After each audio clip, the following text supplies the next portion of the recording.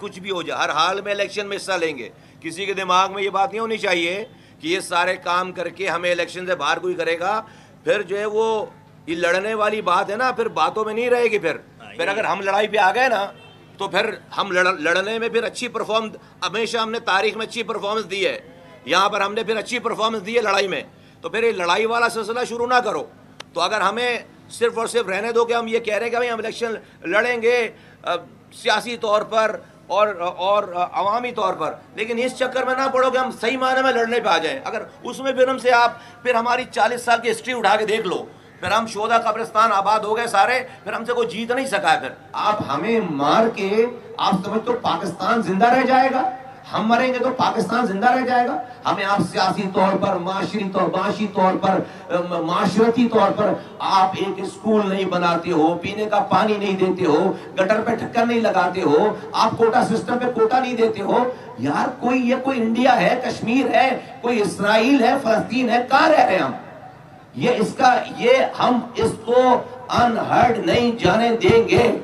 बहुत हो गई सारी ये अमन से, सुकून से जिद्दोजहद। अगर इस पाकिस्तान को आगे चलना है, बढ़ना है और जो वो फलना फूलना है, हमने अपने हिस्से की ज्यादा कुर्बानी दे दी है इस पीपल्स पार्टी की हुकूमत को, इलेक्शन कमीशन को, और ये निगरान हुकूमत जो बैठी हुई है, इसको लगाम देना पड़ेगा। आप इलेक्शन कराएंगे इस तरह करके जो आप अभी करा रहे हैं सिंध के अंदर, हम इस इलेक्शन को, हम इस जेरिमेंडरिंग को नहीं मानते, लेकिन ये सब बता रहे हैं आपको। फिर हम लड़ेंगे इलेक्शन, और आप समझ रहे हम लड़ेंगे फिर इलेक्शन।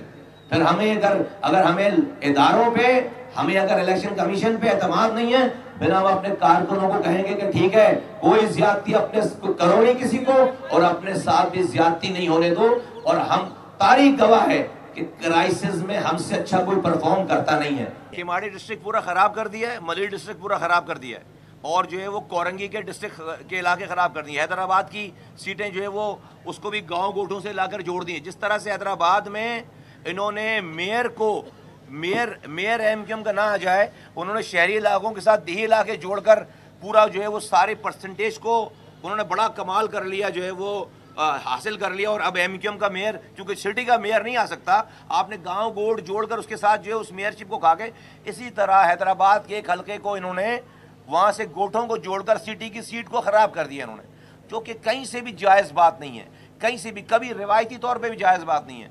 और ये मैं बताना चाहता हूँ अरबाब इख्तियार को, ये सब कुछ आज पाकिस्तान इस बात का मुतहम्मिल नहीं हो सकता कि इस चीज़ का एडवेंचरिज्म, जिस तरह के कट पाकिस्तान को लगे हुए, कट समझते हैं, वो कहते हैं ना डेथ बाय थाउजेंड्स कट, कि आप किसी को ब्लीड कर, पाकिस्तान इस वक्त ब्लीड कर रहा है। खुदा के वास्ते इकोनॉमी तबाह बर्बाद है, सियासत तबाह बर्बाद है, डेफिसिट है हर चीजों में, सिस्टम आपका सारा चल रहा है, यहाँ पर करप्शन कोई रुकी नहीं है। पाकिस्तान हर जगह से, हर तरह से ब्लीड कर रहा है। दुनिया भर में जाकर हमें जो है वो भीख मांगनी पड़ रही है। उस दौर में जब इंसान बन जाना चाहिए इन सब लोगों को, वहां पर जो ये इदारे ये कर रहे हैं, इलेक्शन कमीशन, पीपल्स पार्टी, ये सब ये कर रहे हैं।